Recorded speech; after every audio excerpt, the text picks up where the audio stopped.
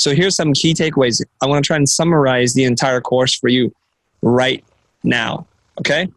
I want you to think of the Stylescape as not a means, or I'm sorry, I want you to think of the Stylescape as something that you do to celebrate this kind of visual communication between you and the client, and you're figuring things out together. The old relationship is you stand on this side, the client stands on this side, and you try to fight it out. The new relationship is you both stand on the same side, you're looking in the same direction, we're gonna have a conversation together. So I'm gonna pretend like I'm presenting a Stylescape. There's no Stylescape for me to present here, but I might begin at something like this. I wanna start with an emotion. This is how I feel. I wanna prime them for how they should react, and then I wanna get right into it, and then I wanna get out. So let me show you how that might work, okay?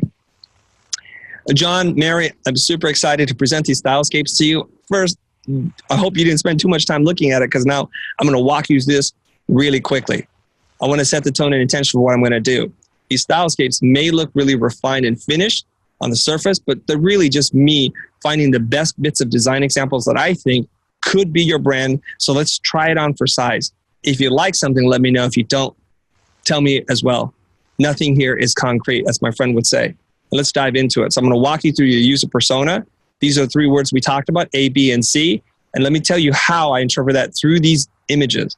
So I picked this design because I think we could do something exciting about this for some of the applications we talked about. And even though we're not thinking about interior design, I pulled this reference because I imagine that someday in the future, you might open up a retail store. These components of this app or this interface really could be like a cool way for us to handle the drop-down menu and packaging on this side, signage over here.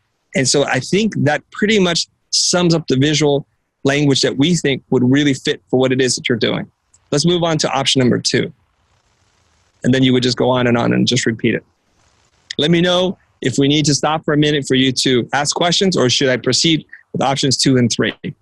Fine. You want me to keep going? I got it. Option 2. And that's how you would do that, okay? Remember, a lot of you guys, I think, are scared of design. You don't know how to integrate lots of different designs together, and you're not showing enough design so that it will come back to bite you in the butt, because you'll get into deep design or development and you'll realize you should have brought something up. Or you'll give the Stylescape to a team member, on-site, off-site, and they'll work on it for days and come back with something. And you're like, what did you do? Why would you do this?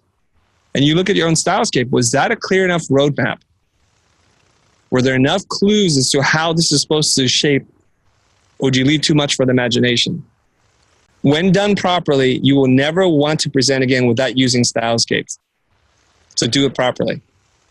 That's it for me, guys.